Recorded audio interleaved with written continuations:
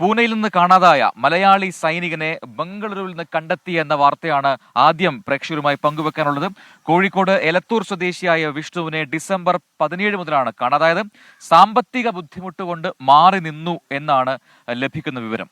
ശ്രീനാഥ് ചന്ദ്രനാണ് മുംബൈയിൽ നിന്ന് വിശദാംശങ്ങളുമായി ചേരുന്നത്. Srinath, very very very good morning, happy new year. എന്തായാലും പുതുവത്സരത്തിൽ ഒരു നല്ല വാർത്തയാണല്ലോ വിഷ്ണുവിനെ കണ്ടെത്തിയെന്നത്. പക്ഷേ വിഷ്ണുവിന്റെ തിരോധാനം അതിൽ അല്പം ദുരൂഹതയൊക്കെ ഉണ്ടായിരുന്നു. എന്തായിരുന്നു വിഷ്ണു ഇങ്ങനെ മാറി നിൽക്കാൻ കാരണം? വിവരങ്ങൾ. പുതുവത്സരാശംസകൾ ക്രിസ്റ്റീന, പ്രജിൻ.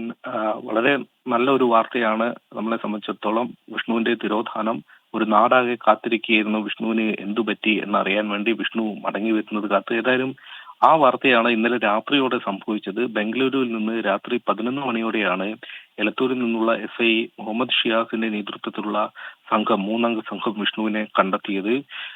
വിഷ്ണു 17-ാം തീയതിയാണ് ആർമി സ്പോർട്സ് ഇൻസ്റ്റിറ്റ്യൂട്ട്, പൂനെയിലെ ആർമി സ്പോർട്സ് ഇൻസ്റ്റിറ്റ്യൂട്ടിൽ നിന്നും പുറത്തേക്ക് പോകുന്നത്. നാട്ടിലേക്ക് വരുന്നു എന്നതാണ് ബന്ധുക്കളെ ആദ്യം അറിയിച്ചിരുന്നത്.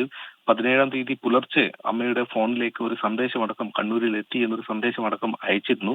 പക്ഷെ പിന്നീട് ഈ സന്ദേശത്തിന്റെ കേന്ദ്രം, അത് ഈ മൊബൈലിന്റെ ലൊക്കേഷൻ, അത് മുംബൈക്കടുത്ത് ലോണാവലയിലാണെന്ന് കണ്ടെത്തുകയും ചെയ്തു. അങ്ങനെയാണ് ഈ സംഭവത്തിൽ ആകെ ഒരു ദുരൂഹത ഉണ്ടാവുന്നത്. പിന്നീട് യാതൊരു വിവരവും ഉണ്ടായിരുന്നില്ല. ഇക്കഴിഞ്ഞ 23-ാം തീയതി മുതൽ എലത്തൂരിൽ നിന്നുള്ള പോലീസ് സംഘം മുംബൈയിലേക്ക് എത്തിയിരുന്നു. മുംബൈയിലും പൂനെയിലുമെല്ലാം അവർ ഒരു പരിശോധന നടത്തി. ആർമി സ്പോർട്സ് ഇൻസ്റ്റിറ്റ്യൂട്ടിൽ എത്തിയിരുന്നു. നിരവധി CCTV ദൃശ്യങ്ങൾ അവർ പരിശോധിച്ചു. മുംബൈയിലേക്കുള്ള ഒരു ട്രെയിനിൽ വിഷ്ണു കയറിയതായുള്ള വിവരങ്ങൾ ഇതിൽ നിന്ന് ലഭിച്ചു. തുടർ അന്വേഷണത്തിലാണ് വിഷ്ണു പലയിടത്തായി ഇങ്ങനെ മാറി നിൽക്കുകയാണ് എന്നുള്ള വിവരം ലഭിച്ചത്. ചില പ്രശ്നങ്ങൾ, സാമ്പത്തികമായ ചില പ്രശ്നങ്ങളൊക്കെ ഉള്ളതുകൊണ്ട് മാറി നിൽക്കേണ്ടി വന്നു എന്നതാണ് പോലീസ് ഇപ്പോൾ നമ്മളോട് പറയുന്നത്. ഏതായാലും എലത്തൂരിലേക്ക് ഏതാണ്ട് 9 മണിയോടെ വിഷ്ണുവിനെ എത്തിക്കും എന്നതാണ് SIയുമായി സംസാരിച്ചപ്പോൾ അദ്ദേഹം പറയുന്നത്. ഈ ഏതാണ്ട് 10 ദിവസം കഴിയുമ്പോൾ ജനുവരി 11-ന് വിഷ്ണുവിന്റെ വിവാഹം നടക്കേണ്ടതാണ്. അതിന് മുന്നാടിയായി തന്നെ വിഷ്ണുവിനെ കണ്ടെത്താൻ കഴിഞ്ഞത് കുടുംബത്തെ സംബന്ധിച്ചിടത്തോളം വലിയ ഒരു ആശ്വാസമാണ്, വലിയൊരു ആശങ്കയാണ് ഒഴിവായി പോകുന്നത്. ക്രിസ്റ്റീന, പ്രജ.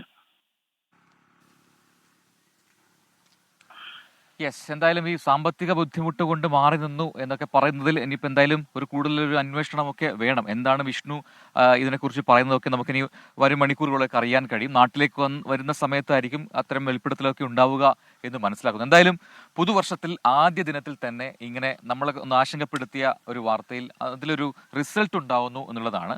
ഒരാളെ കാണാതായ വാർത്തയാണ്, ഒരു മലയാളി സൈനികൻ.